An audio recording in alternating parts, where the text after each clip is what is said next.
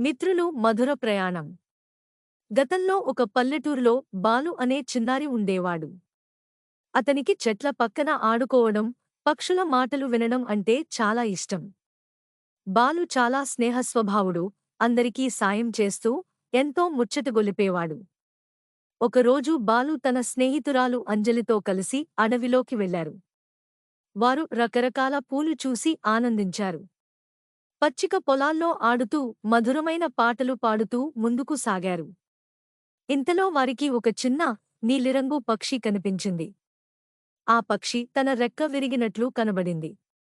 బాలు, అంజలి పక్షిని చూసి దయతో దాన్ని దగ్గరకు తీసుకుని సురక్షితంగా ఆ పక్షిని గూడికి తీసుకువెళ్లారు. బాలు తండ్రి వైద్యుడు.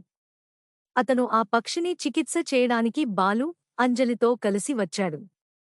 ముందుగా ఈ పక్షికి విశ్రాంతి అవసరం, అన్నాడు బాలు తండ్రి. అంజలి వెంటనే పక్షికి మంచి గూడిని తయారుచేసింది. వారు పక్షిని రోజూ చూడటానికి వెళ్తూ దానికి ఆహారం ఇస్తూ ఉంటారు. కొన్ని రోజుల తరువాత పక్షి కొంచెం కోలుకుంది. ఒకరోజు బాలు, అంజలి ఆ పక్షిని పర్యవేక్షిస్తున్నప్పుడు అది అబ్బురపడేలా ఎగిరి వానిలోకి పోయింది. బాలు, అంజలి ఆనందంతో నిట్టూర్చారు. పక్షి మళ్లీ తమతో ఉండాలని కోరుకున్నారు. కాని పక్షి వెళ్లి వారిపై నుండి గట్టిగా కూతపెట్టింది. ధన్యవాదాలు అని. వారు వెనుకకు తిరిగి తమ గ్రామంలోకి వెళ్ళినప్పుడు పక్షి మరల వచ్చి వారిని సందర్శించింది. అది ప్రతిరోజూ వారిని చూడటానికి వచ్చేది. అది వారి మిత్రుడిగా మారింది. బాలు, అంజలి మరియు ఆ నీలి పక్షి కలిసి ఎన్నో సాహసాలు చేయటం మొదలుపెట్టారు.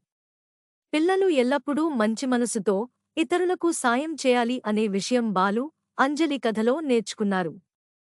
ఈ కథ విని మీరు మంచి మిత్రులుగా ఉండాలని, సహాయం చేయడం మర్చిపోవద్దని నేర్చుకోగలరు.